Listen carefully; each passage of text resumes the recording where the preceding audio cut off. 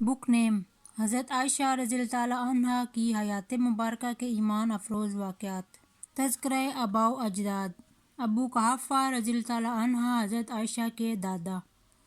حضرت عائشہ رضی اللہ تعالیٰ عنہ کے دادا ابو قحافہ رضی اللہ تعالیٰ عنہ عثمان بن عامر شرفائے مکہ میں سے تھے اور فتح مکہ تک نہایت استقلال کے ساتھ اپنی آبائی مذہب پر قائم رہے، اور فتح مکہ کے بعد حضرت ابو بکر صدیق رضی اللہ تعالیٰ عنہ ان کو لے کر حضرت صلی اللہ علیہ وآلہ وسلم کی خدمت میں حاضر ہوئے۔ حضرت صلی اللہ علیہ وآلہ وسلم نے ان کی ضعف پیری کو دیکھ کر فرمایا، انہیں کیوں تکلیف دی، میں خود ان کی خدمت میں پہنچ جاتا۔